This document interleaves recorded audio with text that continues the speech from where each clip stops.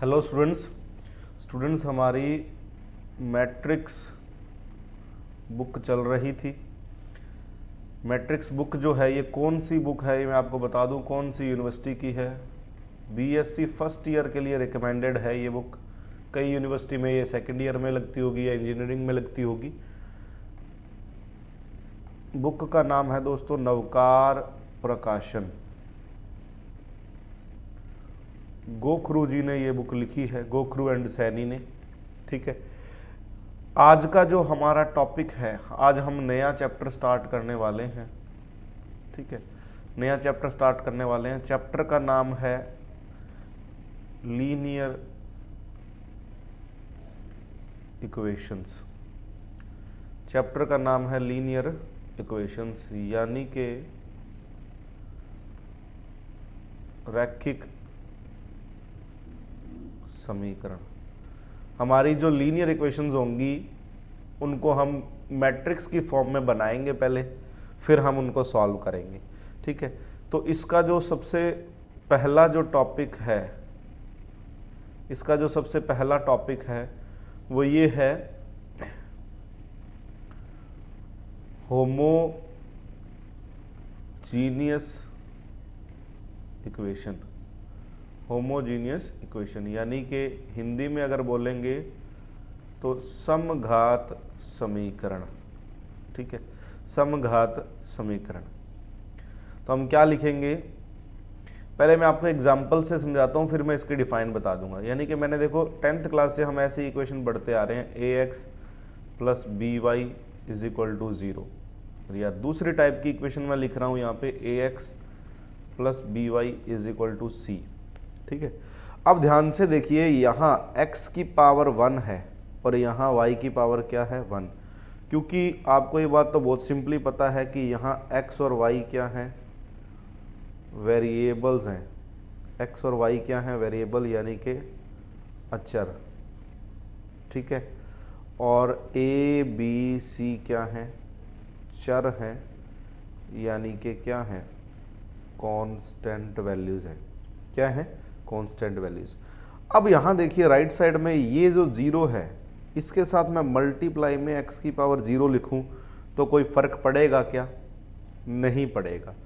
और यहाँ भी मैं x की पावर 0 लिखूं तो भी कोई फर्क नहीं पड़ना। ठीक है ना, क्योंकि x की पावर 0 की वैल्यू क्या रहेगी, यहाँ पे x की पावर 0 की वैल्यू क्या रहेगी 1। लेकिन यहाँ देखिए पहली इक्वेशन के अंदर x की पावर 1 है, y की पावर 1 है, यहाँ x की पावर 0 है। इससे इसकी राइट साइड में कोई फर्क नहीं पड़ रहा। ठीक है ना, इसकी राइट साइड में कोई फर्क नहीं पड़ रहा, लेकिन यहाँ पड़ रहा है। यहाँ x की पावर 1 है, y की पावर 1 है, वैल्यू में कोई फर्क नहीं पड़ रहा, वैल्यू तो c ही रहेगी, लेकिन यहाँ x की पावर 0 है। ठीक है ना, यहाँ देखो कॉन्स्टेंट के साथ a के साथ क्या है, x की पावर 1 है, यहाँ c के साथ x की पावर क्या है 0। तो दोस्तों ये जो समीकरण है ना सेकंड वाली, ये आपकी नॉन होमोजीनियस इक्वेशन है। क्या है, नॉन होमोजीनियस इक्वेशन, यानी कि हिंदी में इसको बोलेंगे विषम घात समीकरण। इसको बोलेंगे विषम घात समीकरण। ठीक है ना, विषम घात समीकरण। ये जो फर्स्ट समीकरण है ये आपकी होमोजीनियस है, होमोजीनियस। ठीक है, इसको हम हिंदी में समघात समीकरण भी बोलते हैं। तो आपको परिभाषा अगर लिखनी पड़े, बहुत ही सिंपल सी आपके सामने एक परिभाषा मैं इसकी लाऊंगा। इसकी परिभाषा क्या है, ऐसी रैखिक समीकरण, ऐसी रैखिक समीकरण जिसमें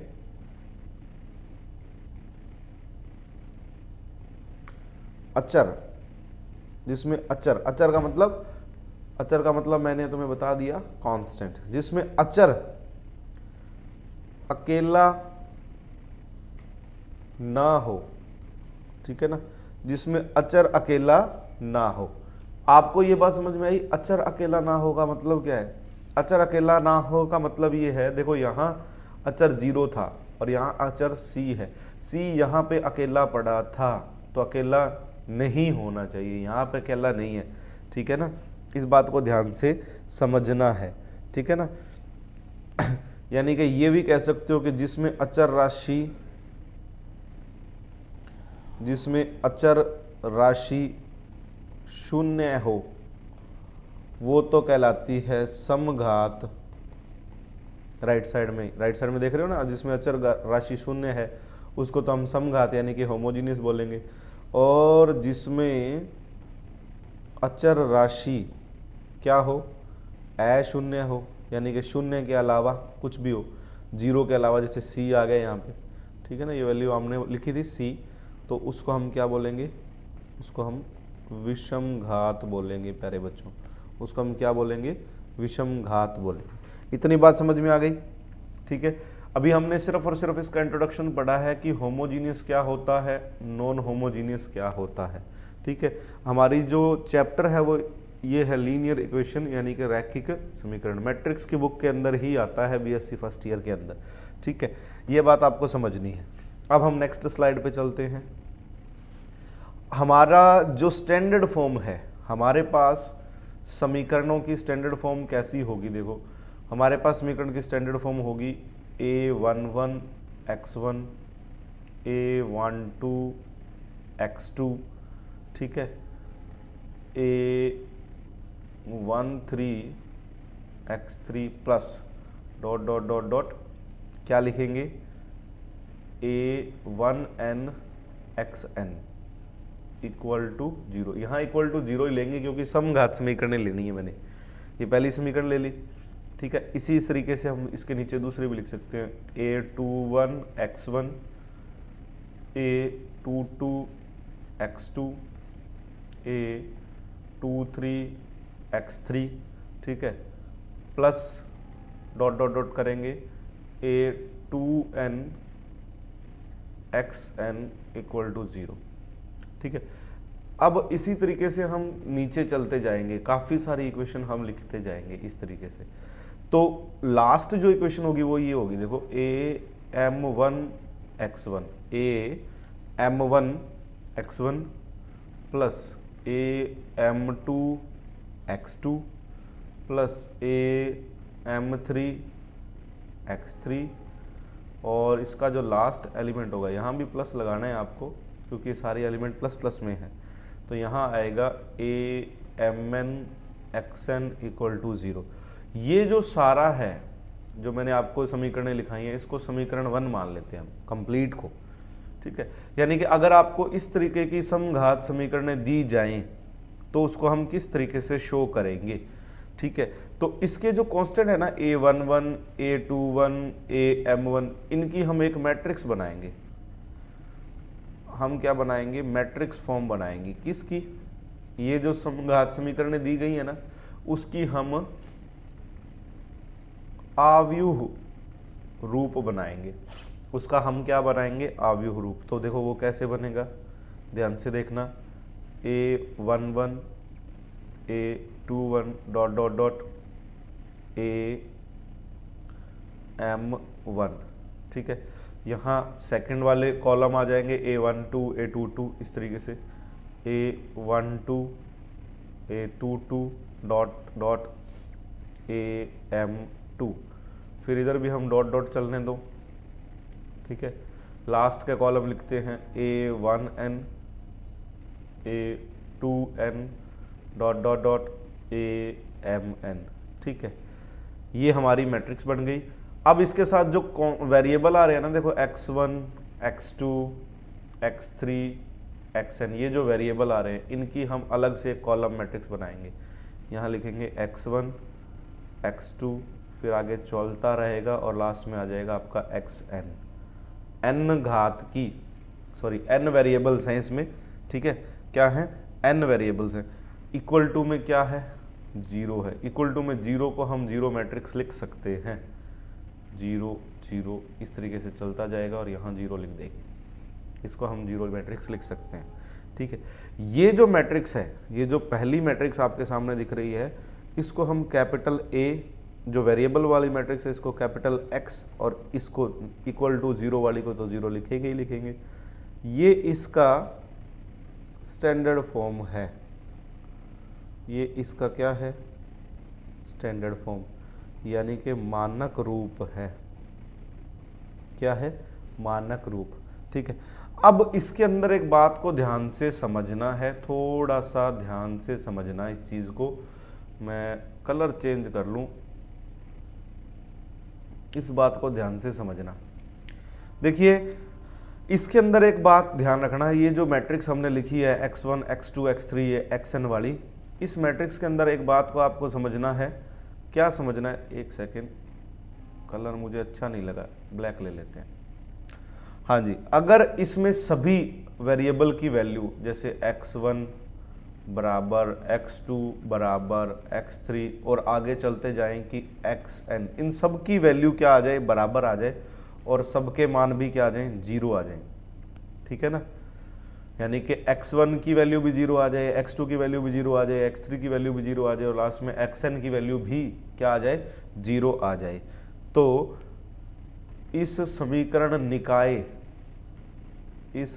निकाय का हल जो है वो शून्य हो जाता है। समीकरण का हल जो है वो क्या कहलाता है, शून्य हल कहलाता है। क्या कहलाता है, शून्य हल, या इस शून्य हल को हम इंग्लिश के अंदर ट्राइवियल सॉल्यूशन भी कहते हैं। इसको हम क्या कहते हैं, ट्राइवियल सॉल्यूशन, और ट्राइवियल को हिंदी में बोले जाएगा निरर्थक हल। क्या बोला जाएगा, निरर्थक हल। यानी कि आपको ये बात समझनी है कि x1 x2 x3 इन सबके सभी जो वेरिएबल हमने लिखे हैं ना, इन सभी वेरिएबल्स की जो वैल्यू है अगर 0 आ जाए तो उस हल को क्या बोला जाएगा, ट्राइवियल सॉल्यूशन, यानी कि निरर्थक हल। क्या बोला जाएगा, निरर्थक हल। इतनी बात समझ में आ गई आपको। ठीक है दोस्तों, देखिए मैट्रिक्स की हमें अब कुछ प्रॉपर्टीज करनी है। कौन कौन सी प्रॉपर्टीज करनी है, देखो हमें ये पता है, देखो सबसे पहले कि रैंक ऑफ ए को हम आर लिखते थे, यानी कि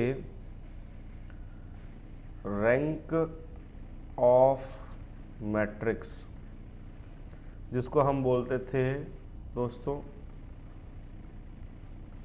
मैट्रिक्स की जाति। मैट्रिक्स की जाति को हम दोस्तों रैंक ऑफ ए लिखते थे। ठीक है, तो इसकी जो पहली प्रॉपर्टी है वो ये है कि अगर आपके पास रैंक ऑफ ए के बराबर नंबर ऑफ वेरिएबल्स हैं, रैंक ऑफ ए के बराबर क्या है, नंबर ऑफ वेरिएबल्स, यानी कि फॉर एग्जांपल आपके पास नंबर ऑफ वेरिएबल n है और रैंक ऑफ ए की वैल्यू क्या है, r है। मतलब कि आपके पास कुल वेरिएबल n है, टोटल वेरिएबल n है और रैंक ऑफ ए की वैल्यू भी r है। तो बेटा इस कंडीशन के अंदर मैट्रिक्स के अद्वितीय हल होते हैं, यानी कि एक ही हल होता है, जिसको हम एक सेकेंड, हम इसको यूनिक सॉल्यूशन बोलते हैं। क्या बोलते हैं, अद्वितीय हल को क्या बोलते हैं, यूनिक सॉल्यूशन। सेकंड प्रॉपर्टी क्या है कि अगर जैसे नंबर ऑफ वेरिएबल है ये r से कम हो जाए, यानी कि मैं इसको हिंदी में लिखूं कि यदि चरों की संख्या जो है रैंक ऑफ ए से कम हो जाए, मैट्रिक्स की जाति से चरों की जो संख्या है वो कम हो जाए, ठीक है ना, चरों की संख्या कम हो और मैट्रिक्स की जाति क्या आ जाए, ज़्यादा आ जाए, ठीक है ना, तो इस कंडीशन में क्या होता है, अनंत हल होते हैं। इस कंडीशन में अनंत हल होते हैं, यानी कि इंग्लिश में इसको अगर लिखना है आपने तो अंग्रेजों आप ये लिख सकते हो इनफाइनाइट सॉल्यूशंस। इसको हम क्या बोलेंगे, इनफाइनाइट सॉल्यूशंस बोलेंगे।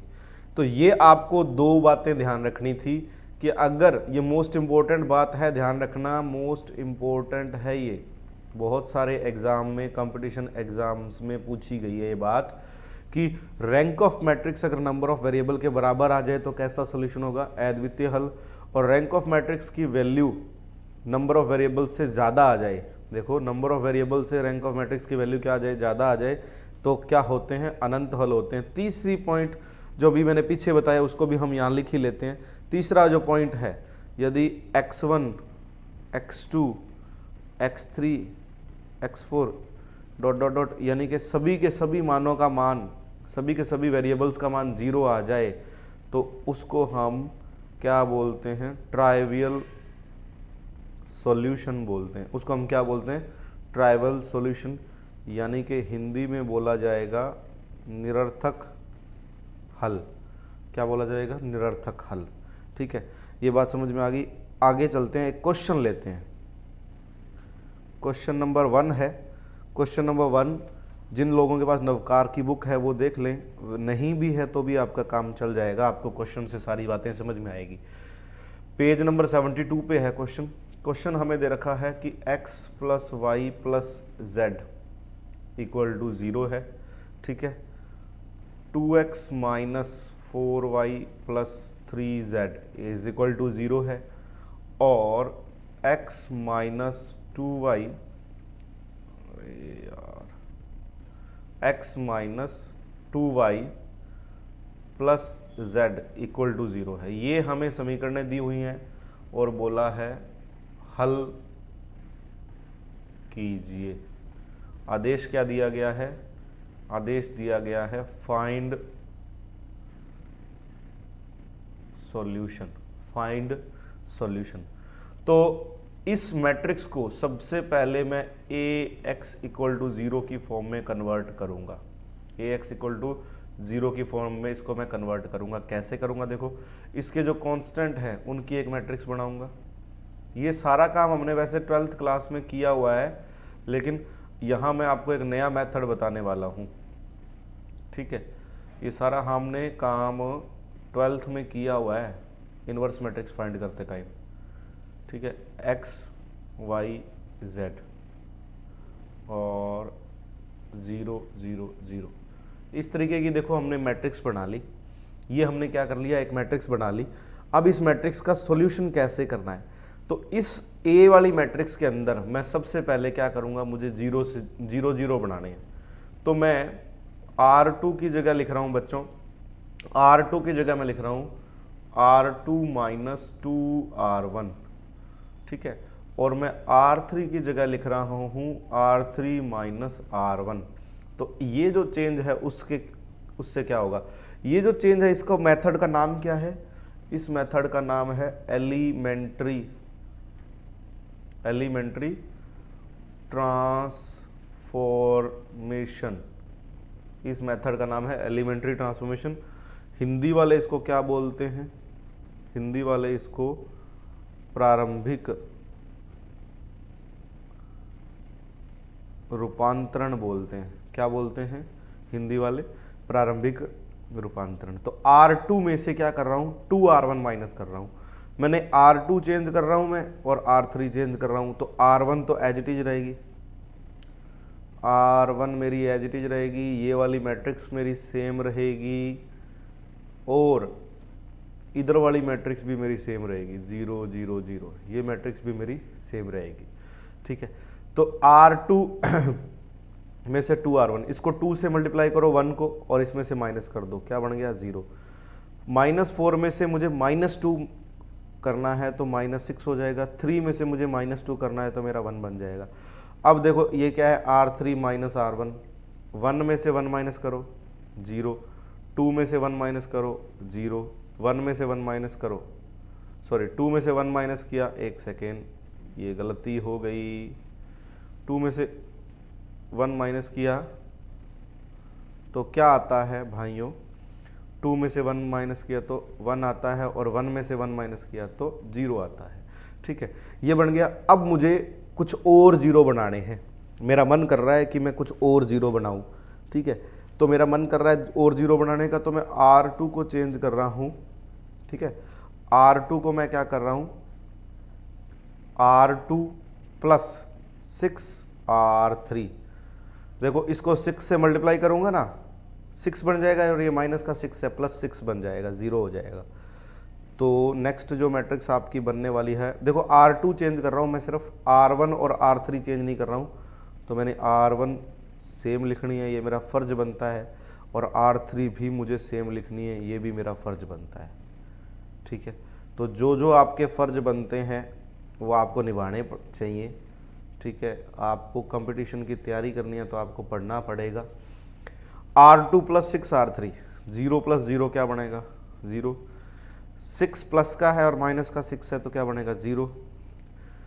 ये 1 में से 6 ये 0 को आप 6 से मल्टीप्लाई करोगे कोई फ़र्क नहीं पड़ता, इसके ढीठ है ये, तो 1 + 0 क्या रहेगा, 1 रहेगा। ठीक है, 1 + 0 क्या रहेगा, 1। अब मैं इस मैट्रिक्स को सेम बना रहा हूँ, 1x 1y 1z। आप कर सकते हो ना, x + y + z = 0। इस मैट्रिक्स का मैं वापस इक्वेशन वाली फॉर्म बना रहा हूँ, वापस इक्वेशन वाली फॉर्म, x + y + z = 0। दूसरी इक्वेशन मेरे पास रहेगी सिर्फ y = 0, और तीसरी मेरे पास रहेगी, सॉरी ये रहेगी, एक सेकेंड, गलतियाँ हो जाती हैं,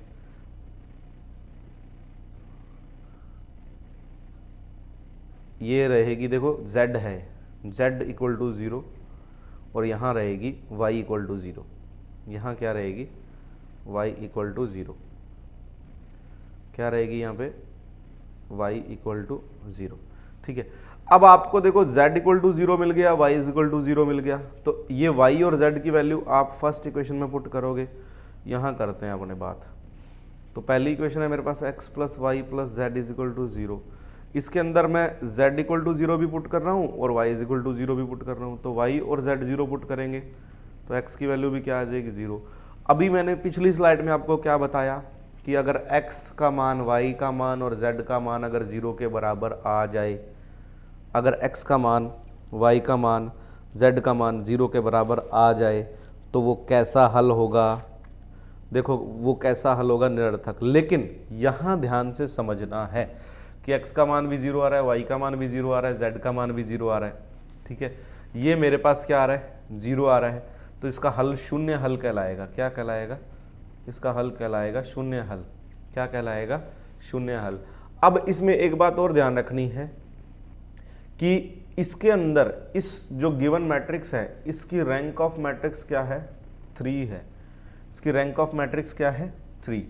अब यहाँ देखिए आप, रैंक ऑफ मैट्रिक्स 3 है और वेरिएबल कितने हैं, x y z, ये भी कितने हैं, 3। तो 3 = 3 आ रहा है। ऐसा लिखते तो नहीं है हम, लेकिन आपको प्रॉपर्टी बताई मैंने कि रैंक ऑफ मैट्रिक्स का मान अगर नंबर ऑफ वेरिएबल के बराबर आ जाता है तो उसके हल कैसे होते हैं, अद्वितीय हल होते हैं। यानी कि वो कैसा होता है, यूनिक सॉल्यूशन होता है प्यारे बच्चों। क्या होता है वो, यूनिक सॉल्यूशन। ठीक है, तो ये x = y = 0 जो आया है, ये आपका क्या है, ये आपका यूनिक सॉल्यूशन है। क्या है, ये आपका यूनिक सॉल्यूशन। ठीक है, उम्मीद करता हूँ ये क्वेश्चन आपको समझ में आया होगा। ठीक है, नेक्स्ट वीडियो के अंदर, आज के लिए हम इतना ही, नेक्स्ट वीडियो के अंदर हम इसके बहुत सारे भर भर के क्वेश्चंस लेके आएंगे, जिसकी हम प्रैक्टिस करेंगे कि रैखिक समीकरणों को हल कैसे किया जाता है। तब तक के लिए धन्यवाद, राम राम, सत श्री अकाल।